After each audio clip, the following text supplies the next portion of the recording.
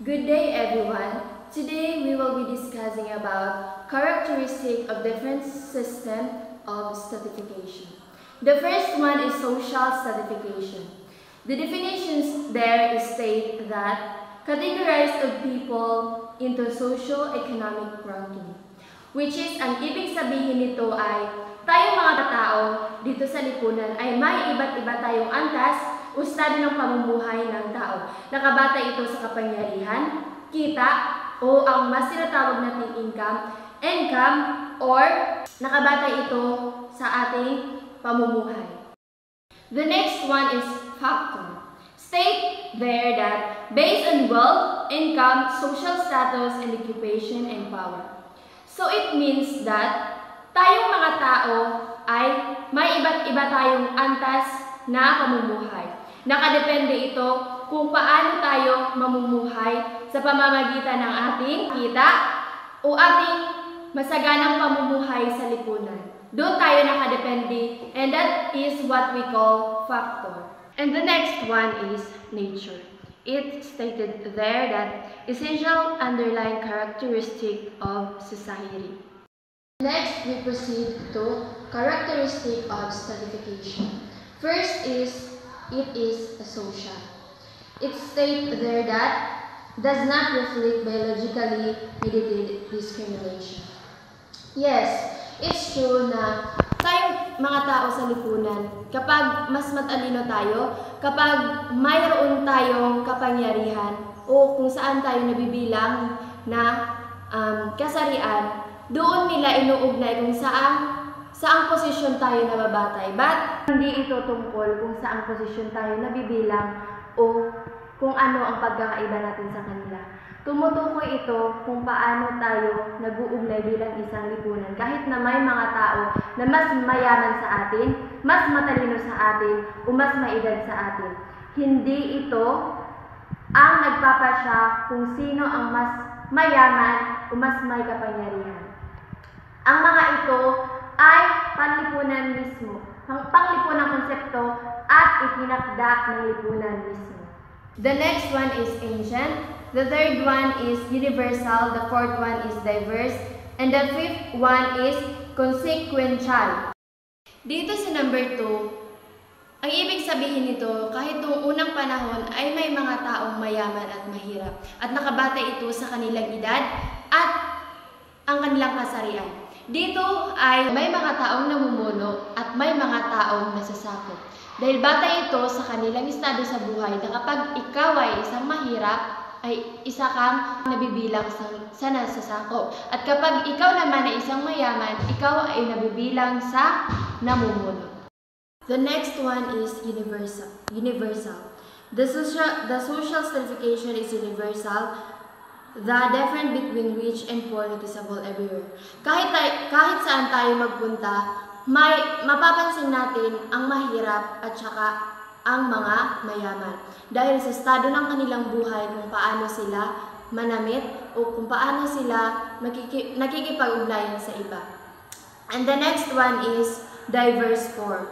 Ito ay mapapansin natin na sa buong mundo, for example, tayong mga Pilipino, iba ang kultura natin sa ibang bansa. Consequential. Ito ay nahahati sa dalawang uri. Ito ay life chance and lifestyle. Ang life chance ay tumutukoy na kapag tayo ay mahirap, wala tayong karapatang mag-aral o nakabatay lamang sa ating pamumuhay kung tayo ay makakapag-aral ba o hindi. At ang lifestyle naman ay halimbawa, ang mga mamamayan ay nakatira sa magandang bahay, nakakain ng mas masarap na pagkain at nakakapag-aral ng mabuti.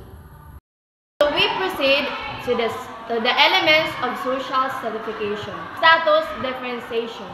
Ang status differentiation ay ito ang ibig sabihin ng kung saang katayuan o proseso tayo nabibilang ng tungkulin sa lipunan. For example, ang ating ama at ina ay naitakda at naiiba sa isa't isa. Ang bawat tungkulin ay may sariling hanay at karapatan at responsibilidad. Halimbawa, ang tungkulin ng isang guro ay naiiba sa doktor. Ang doktor ay may pasyente. Ang guro ay may estudyante. Ito, ang ibig sabihin nito ay ang bawat isa ay may iba't ibang karapatan at responsibilidad sa lipunan. The next one is ranking. Ito, dito nababase kung saang ranggo tayo nabibilang. For example, ang basihan ng ranking ay ang iyong pag-uugali. Kung may mabuti kang ugali is nandoon ka sa mataas na ranggo. There's two types of rewarding. First is abundant. So, alam naman natin kung ano ibig sabihin ng abundant. Ang example nito, or halimbawa, ay isang guro na nagtuturo ng lubusan sa atin. Kumbaga, tulad ni Sir Nico na nagtuturo sa atin. Kumbaga, meron tayong makukuhang aral at punong-puno tayo ng kaalaman sa kanya at rinerespeto din natin siya.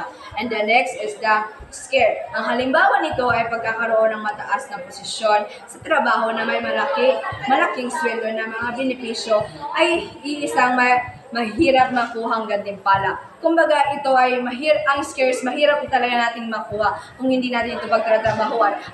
At ito, ang makakamit natin ay ang makukuha natin ito ay meron tayong malaking sasakyan at saka magkakaroon tayo ng malaking bahay.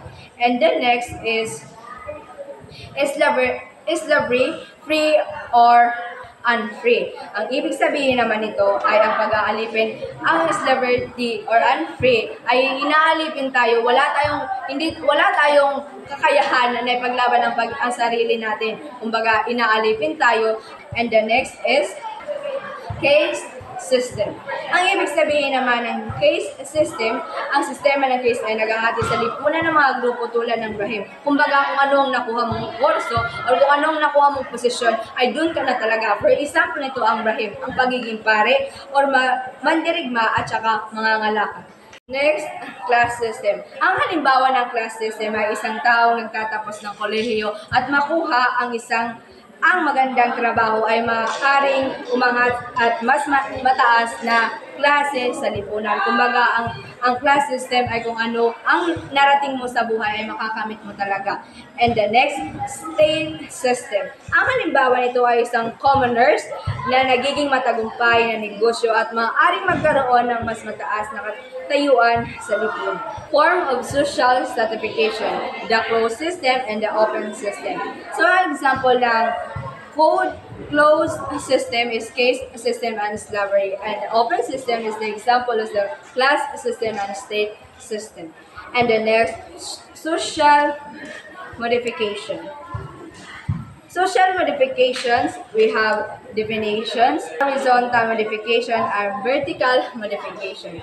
So, definitions, ang ibig sabihin nito ay hindi tumatanggap ng pagbabago sa katayuan sa lipunan. Ang halimbawa nito sa sistema ng case ang pag-aalipin. And the next is the open system.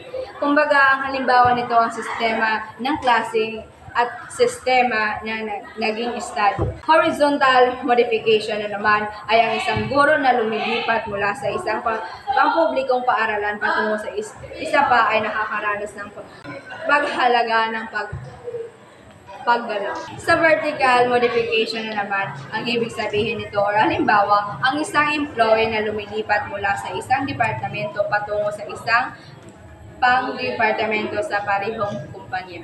Next types of social modification, we have horizontal, vertical, upward, downward. Horizontal, kumbaga ito ay ang transfer of people passing the same level. Kumbaga kung nag-level up ka na or ang proseso ay step by step na yung ibig sabihin ng horizontal. Next is vertical, transfer of individual from one layer to another. Kumbaga, kung ang posisyon mo ay pangulo, next na naman yan ay kung kapitan ka, ang next naman na yan ay magiging mayor ka na. And the next, upward, persons move from lower status to higher status. Kung dito ka sa bababa, kung ang example nitong negosyo mo ay nagbebenta ka lang ng puto-puto, next niyan ay meron ka ng bakery shop. And the downward, person step down and change status. Kumbaga, may pagbabagong magaganap. And the next is promoting equality. Promoting equality. Ito ay ibig sabihin ay ang pag-promote ng isang negosyo or or pinapakita nito ang halimbawa sa pamamagitan ng pag-aaral tungkol sa kasaysayan ni demokrasya sa sistema ng case na mauunawa natin kung paano natin masusuportahan. This is the end of our reporting. This is Mela Maganda. This is Shine Mimandagway. Thank you for listening. Bye-bye!